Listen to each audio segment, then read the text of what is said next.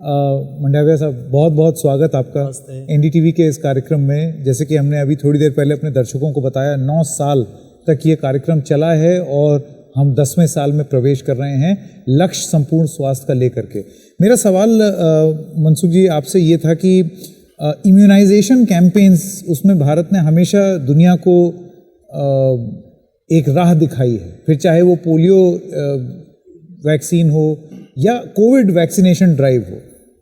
अभी थोड़ी देर पहले आपसे बात हो रही थी, जाहिर सी बात है बहुत हद तक संदेह था दुनिया भर में कि हम लोग कैसे कर पाएंगे भी या नहीं, लेकिन अब इसके बारे में जिक्र होता है कि कितनी जल्दी किया और प्रभावी तरीके से किया। लेकिन इसके साथ साथ मनसुख मंडाविया जी, कुछ चुनौतियां भी हैं हेल्थ केयर सेक्टर को लेकर के संपूर्ण स्वास्थ्य के लिए, जैसे कि skilled health care workers, infrastructure, accessibility और अवेलेबिलिटी, दूर दराज के जो इलाके हैं, सरकारी योजनाओं का लाभ लास्ट माइल तक, इन सब मुद्दों को आप किस तरीके से देखते हैं? ये आपका बहुत महत्वपूर्ण विषय है कि दूर दराज क्षेत्र में हेल्थ एक्सेसिबल होनी चाहिए और हेल्थ एफोर्डेबल होनी चाहिए। ये भाषण का मुद्दा नहीं होना चाहिए, वास्तविक तौर पर उसका इम्प्लीमेंटेशन होना चाहिए। और इसलिए हेल्थ को एक्सेसिबल बनाने के लिए क्या करना चाहिए?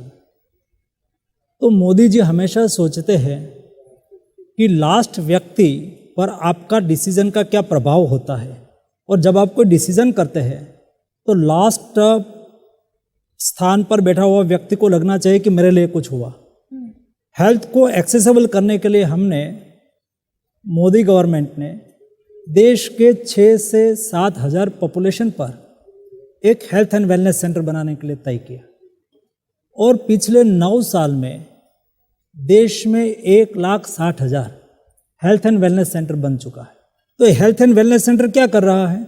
देश के लास्ट व्यक्ति को पता होना चाहिए कि मेरी कोई हेल्थ को प्रॉब्लम है तो मुझे क्या जाना, तो उसको जाना है हेल्थ एंड वेलनेस सेंटर पर, जो गवर्नमेंट की व्यवस्था है।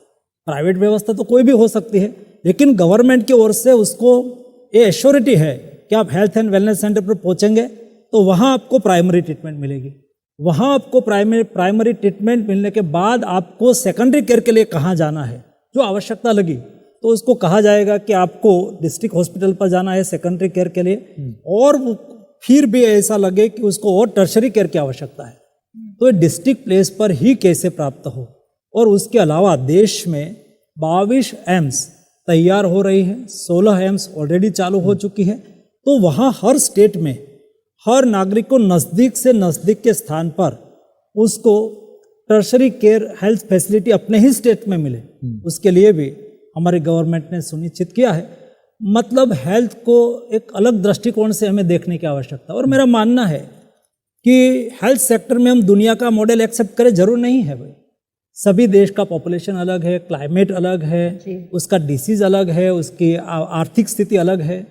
तो हमें हेल्थ का मॉडल ये हमारे देश की स्थिति के आधार पर बनाना चाहिए, और ये हम बनाने की कोशिश कर रहे हैं और उसमें हम सफल जा रहे हैं। जी, बहुत बहुत धन्यवाद मान्यवर।